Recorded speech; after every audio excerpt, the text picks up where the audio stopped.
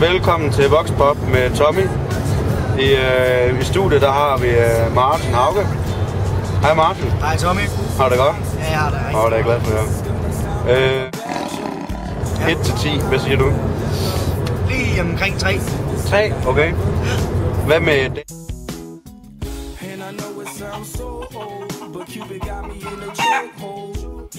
Er der noget, du har prøvet at skubbe på for? Mange gange. Ja. Rigtig mange gange. Langt bliver jeg afvist hver gang. Det er noget med... Nå. Så der kan jeg ikke komme med. Ærgerligt. Hvad hedder solstrålen derhjemme? Solstrålen? Ja. En dame? Ja. Hun er Mette. Mette? Ja. Nej, det er smukt.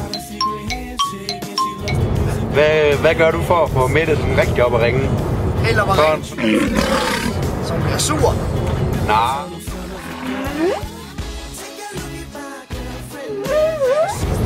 Jeg kilder hende lige under knæene. Under knæene? Så mister hun sin modstandskraft.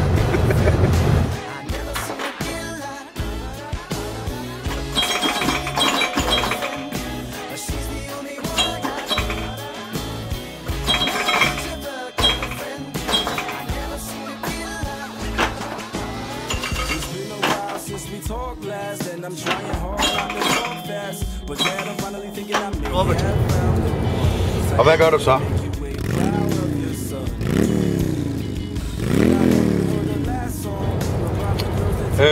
Hvordan har du det med... Ja, det er jeg en stor tilhænger af. Er det rigtigt? Ja, det er. Hvad har du at sige til dem, som er fortaler for, at man skal vente med det? Jamen altså, hvad kan man sige?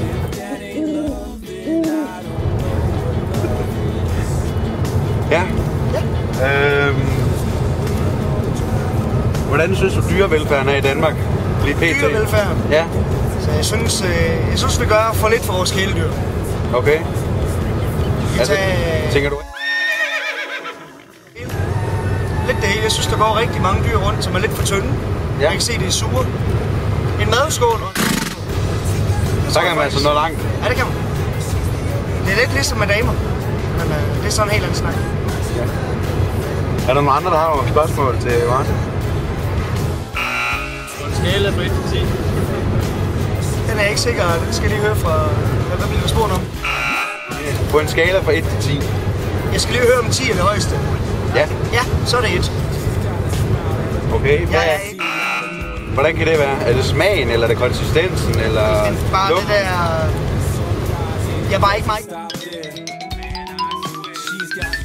Hvordan smager det? Det smager ikke godt. Det gør det ikke. Hvad smager bedst? Det er svært, det er en 50-50, jeg mange gange. Er du nogensinde blevet vækket med morgenmad på sengen, hvor det så bestod af? Nej, det er godt nok ikke. Er det noget, du kunne tænke dig? Ikke lige umiddelbart. Hvor kan du mærke det bare? Ja, undskyld, der ved jeg godt, der skiller jeg mig ud fra den generelle folkemængde i Danmark. Men nej, det kan jeg simpelthen ikke. Det er i orden. Jeg siger tak for dit samarbejde og for din tid. Selv tak. Det var en fornøjelse. Så vil jeg gerne slutte af med et brændende ønske om, at det her ikke ryger på Facebook. Det må vi se på.